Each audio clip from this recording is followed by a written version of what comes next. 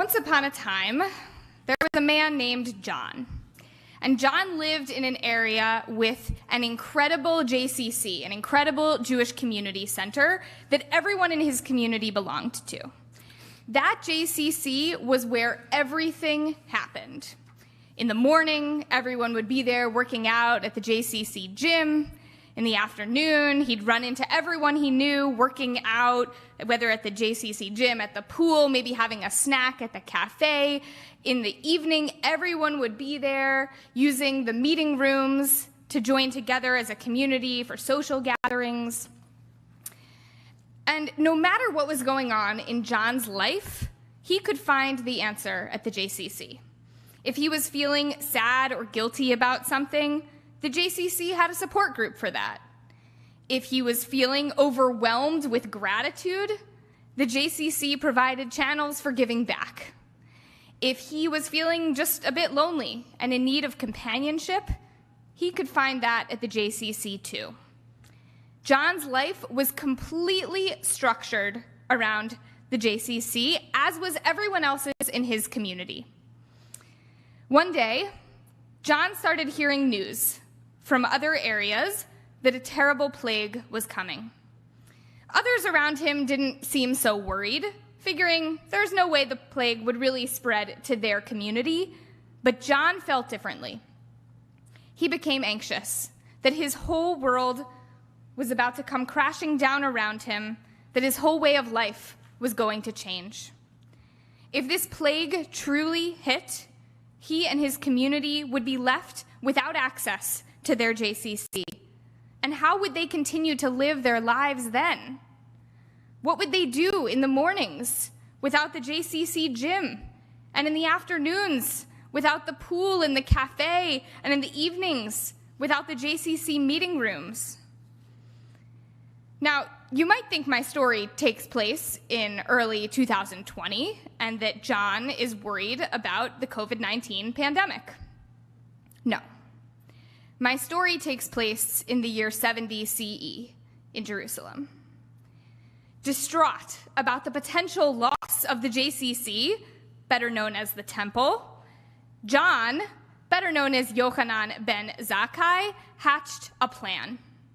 He snuck out of town, far away from where the plague, better known as the Romans, would strike and destroy the temple. He decided it was time to get creative. He thought, if we Jews can no longer count on having the temple as our central gathering place, our community center, we needed something else.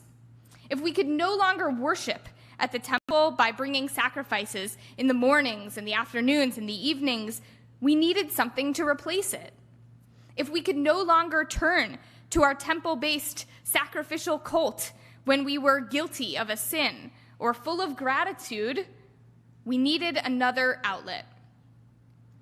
Yochanan ben Zakkai and the other rabbis refused to accept that the destruction of the temple would mean the destruction of their way of life.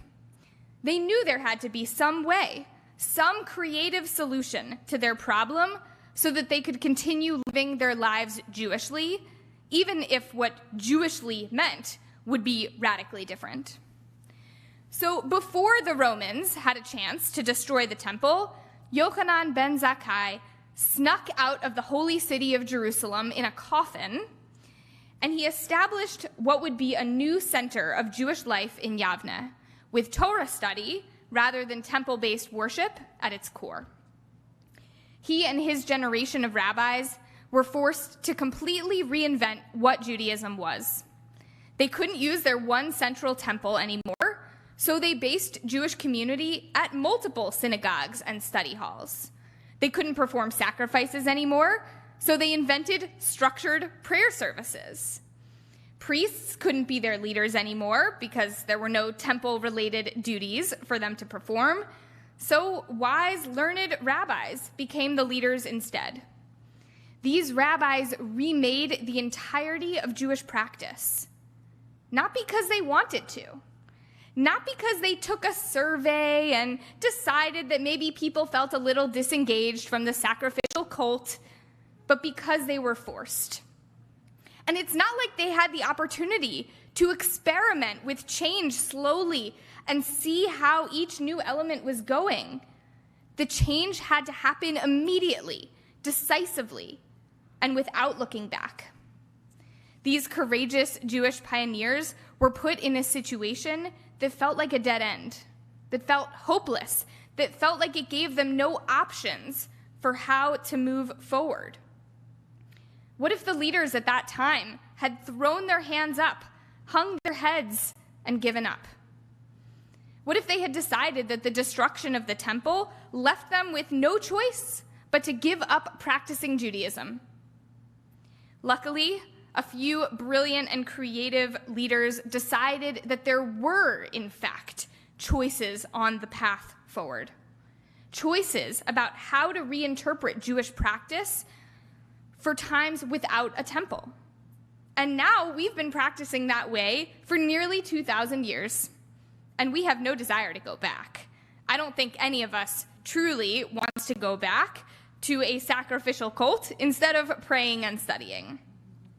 The first century leaders' last choice for how to live a Jewish life is now our first choice. At the beginning of this story, when we were talking about John and the JCC, instead of Yochanan ben Zakkai and the temple, you could hear the parallels to today's pandemic. The pandemic is a very similar moment in history, a moment where we felt our normal way of life come crashing down on us, a moment where many of us felt we didn't have our normal array of options for how to spend our time and live our lives.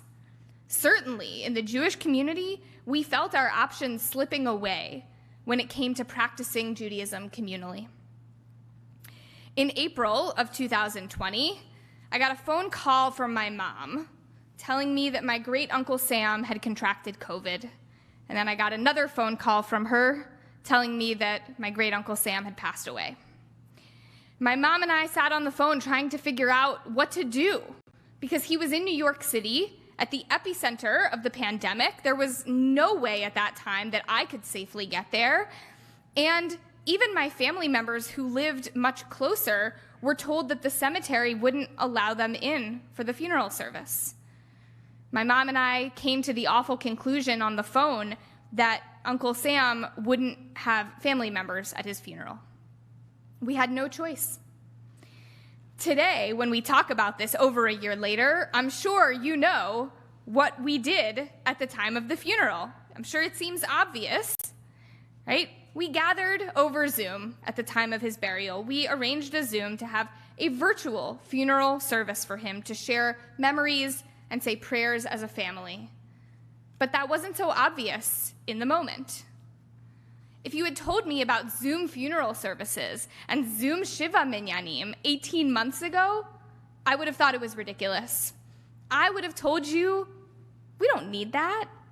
We show up in person. But circumstances changed, and we were forced to innovate, whether we liked it or not. And you know what we learned? That having a Shiva Minyan by Zoom allows more people to attend. It allows people from all over the world to come and fulfill their obligation of Nichum Avelim, comforting mourners. It allows people who might feel awkward about the social component of a Shiva call to attend and just listen.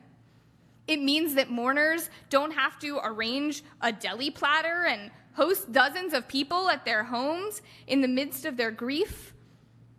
In fact, now that people can have Shiva Minyanim in person, many are opting not to, because we discovered something special in this forced situation, that Shiva Minyanim work on Zoom. What's truly important about Shiva Minyanim, the opportunity to comfort mourners, that can be accomplished on Zoom. Beyond just Shiva Minyanim, one of the biggest areas of forced change was prayer services in general. We held Shabbat services through Zoom and by live streaming, and we experimented with so many different formats, speaker view and gallery view, and then once we could go back into the synagogue in a limited capacity, outdoor services and indoor services, singing together, not together, clergy in the sanctuary, clergy from home, multiple camera angles. We tried more different formats of services over the past 18 months than a typical synagogue would try in a decade. And the lessons we learned were mixed. We learned that more people can attend, whether they have a way physically to get to Temple Aliyah or not, and we learned that some people are more comfortable attending from their homes. But we also learned that we can't fully welcome new people into our community through Zoom. And we can't walk up and stand next to someone as they recite Kaddish, one of my favorite customs in this community. We can't join our voices together in song. In trying to still access the essence of what it means to pray as a community, we've had mixed results from our experiences of prayer in this crisis moment. We can gather to pray by Zoom, but we will miss some aspects of an in-person community. Perhaps the most pressing and least possible mitzvah from the past 18 months has been Bikur Cholim, visiting the sick. We place a very high value on visiting people when they're ill, reminding them how loved they are and sharing prayers for their healing. And of course, during the pandemic, no one has been able to do any in-person Bikur Cholim, visiting the sick whatsoever. So we've turned to FaceTime visits and Zoom visits and phone calls. And FaceTime visits to the sick are a lot better than no visit at all. But nothing compares to being able to look someone in the eye and offer a prayer, ask how they're feeling, hold their hand, and sometimes cry alongside of them. That's the essence of the mitzvah of Bikur Cholim. FaceTime and Zoom can capture some and not all of that essence. And one day, when it's safer to be in person with those who are ill, some people may still want in-person visits, and some people may prefer virtual. With these three examples, Shiva Minyanim, communal prayer, and visiting the sick, we've had mixed results. But most importantly, we've learned that when we are backed into a corner, there was an escape hatch ready for us if we could dare to find it. That escape hatch required us to see what was really important about each of these mitzvot and creatively replicate it virtually. Last March, when we could feel the world closing in on us, we desperately searched for options. We searched for options in a situation that felt like it took away all of our options.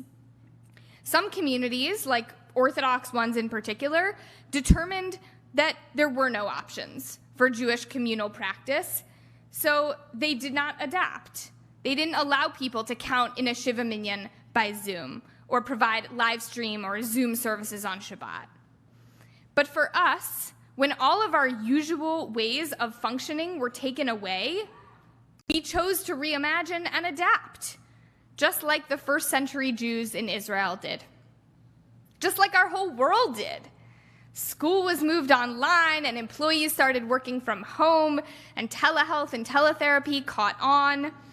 I meet with all the B'nai Mitzvah students in preparation for their big day, and this year I asked each one of them whether they prefer in-person school or virtual school, and the responses I got were about half and half. It might surprise you, but half of our students actually preferred learning from home for various reasons. Maybe they didn't have to wake up so early to drive to school, they could wear more comfortable clothes, they weren't as distracted by other students, and about half preferred learning in person. They could be with their friends, they could be more active, maybe it was easier to learn from an in-person teacher. In every sector of our lives, we've learned lessons about change. Some changes that teach us something new and pleasantly surprising, and that way perhaps we can sort of keep the essence of a mitzvah but perform it in a different way. And there are some changes that teach us the importance of the old way. We did not sit down last March and decide it was time for some experimentation. Just like Yochanan ben Zakkai after the destruction of the temple, we didn't voluntarily take on this project of reimagining aspects of Jewish practice and really all aspects of engaging with the world. None of us wanted this. But we had no choice, so we found new choices. When have you felt like you had no choice? When have you felt backed into a corner and looked around thinking, is there no path out for me? When have you felt trapped? Trapped in a bad cycle in a relationship, trapped in a bad job, trapped in a bad financial situation? When have you looked at your life and thought to yourself, I have no choices, I'm stuck? We've all been there, not just during these past 18 months, but throughout our lives. We have all had those moments of darkness and desperation. On Rosh Hashanah, as we reflect on the past year and look towards the year to come, here's what I'm taking away from this pandemic. When it feels like there are no choices, dig deeper. Much of the time, if we can get creative, seek advice, open our minds, courageously push boundaries, we can find the choices that are within our reach. They will not be our first choices, and they won't be our second choices, and they probably won't even be our 10th choices. But once in a while, falling back to our last couple of choices can open the door to hope. Because that's what hope is. When we eliminate our choices, we eliminate our hope. And when we realize the choices that we do have, we fill with hope for the future. When we know that we can have agency over our lives by making choices, that's what gives us hope, that maybe things will be okay. And once in a while, we'll discover alternative ideas that are far better than just okay. We'll join together now in Chatzi Kaddish. You can find it